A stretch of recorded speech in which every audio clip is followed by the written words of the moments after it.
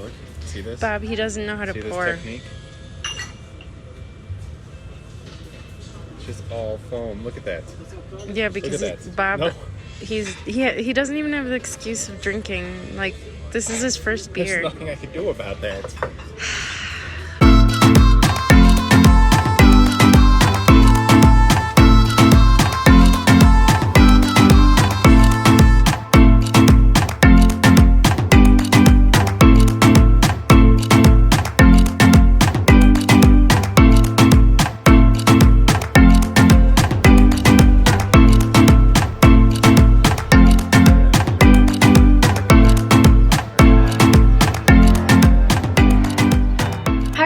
Welcome to our channel. Thank you for joining us again. Every week we want to give you a little bit of insight into what it's like for us spending an extended time abroad. And so this week we're going to talk about our experience with maintaining health insurance. Just as a disclaimer, we are by no means experts on this. We're just kind of describing what we know based on our own experience. So let's start. There are several options when it comes to healthcare. First, and obviously, you can go uninsured. Some people choose to forgo travel health insurance because they have a U.S. employer that provides a plan to fall back on, and as well because healthcare is cheaper in most countries than the U.S. Second, you can get an insurance plan under a local insurer that is specific to the country that you're visiting. And third, there are certain medical providers like Cigna that you will see that provide off-the-shelf health insurance that is valid internationally. So if you're going to work remotely while traveling abroad, your employer may offer an international health insurance plan, so that may be a good option for you to look into with your employer. Mm-hmm. And as Alexis just hinted to, what made the most sense, at least for now, is an international healthcare plan. A plan that's available and provides coverage in multiple countries. In our case, we went with a company called Cigna. And our decision came down to the fact that we are in the COVID-19 pandemic still, and we are facing, a lot of border closures and places open up and close down, and there's a lot of uncertainty right now. So we needed a plan that would allow us to adjust on the fly, if anything changes. We didn't really consider going uninsured. We don't have a U.S. employer-provided plan to fall back on if we were to become seriously ill.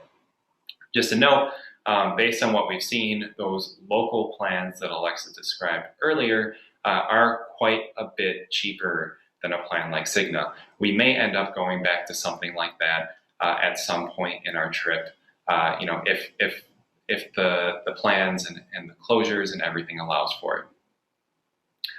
When we signed up for the plan, there was a couple of options and fine print that we had to deal with.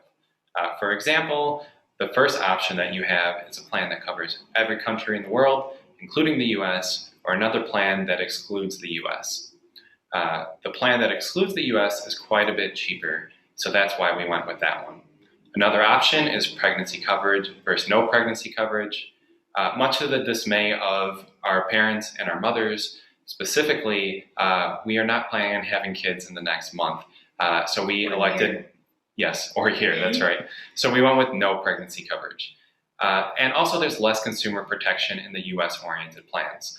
For example, we had to disclose any pre-existing conditions that we had, and that was excluded from any coverage. I think it'd be useful for you all just to have a quick cost comparison. So under the old plan that was provided through Alexis' employer, we were paying about $500 per month for the premium with 15% copay and $2,000 deductible per year. Under the Cigna International plan, we were paying $590 a month, but with no copay and a slightly less high deductible at about $1,500. Now, I think it'd be useful to have another comparison for one of these local plans. There's a Spanish insurer for Spain that we were looking at for a while, and their insurance plan would cost about $250 a month. But other than that, there'd be no out-of-pocket, no copay, and no deductible.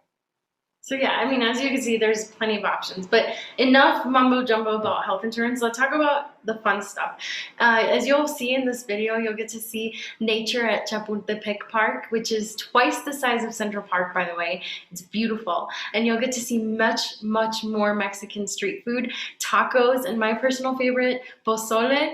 And then finally, you'll get to take a peek at San Angel, which is a really pretty neighborhood in the middle of Mexico City. So check it out. Thanks for joining.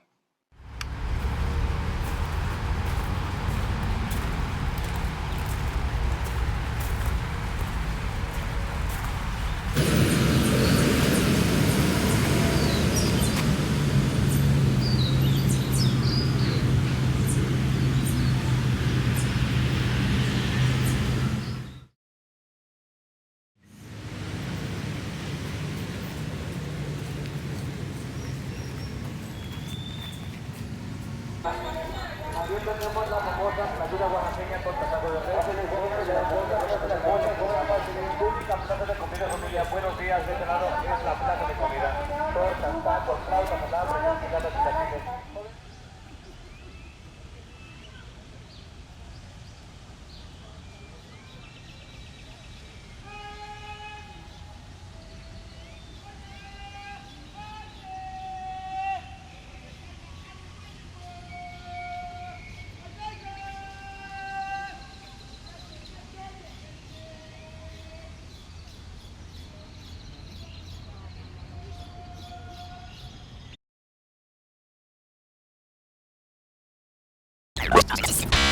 Figure out which salsa to put on the first one. Let me see.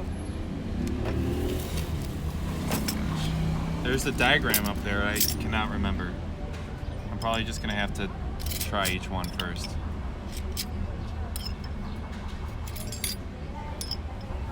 See, this one looks like this looks familiar. This looks like a regular red salsa. This looks like some Chicago hot dog relish. Here we got some, I don't know, avocado. This one looks like mayonnaise. And this one looks like sweet and sour sauce or something, I don't know. The avocado one looks promising. Let's try that.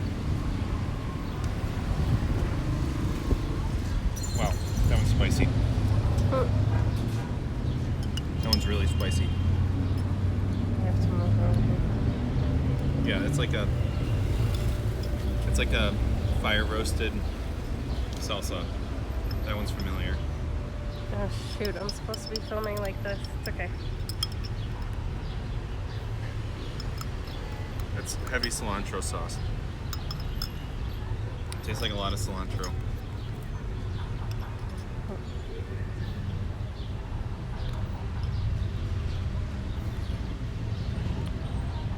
It's like oh, what is that? It's like a cream, like a crema.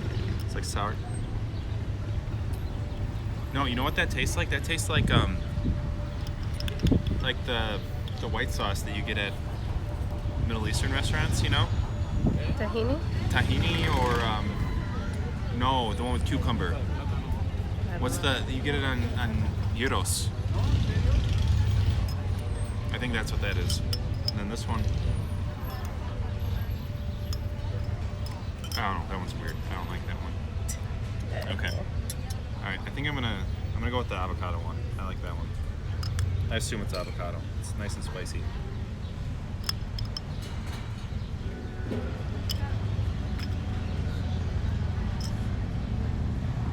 Poco de lima. Okay. Okay, ¿Cuál here es we go. ese? ¿De tronco? Este es de trompo, sí. We gotta get some pineapple in that first bite.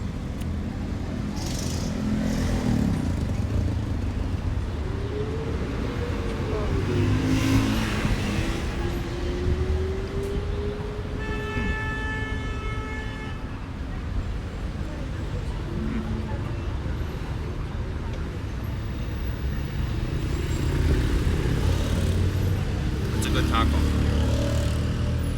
The tortillas super soft. It's very light. It's small. It's manageable. It's not going to fall out of your hand. The pineapple is good. It's a solid taco.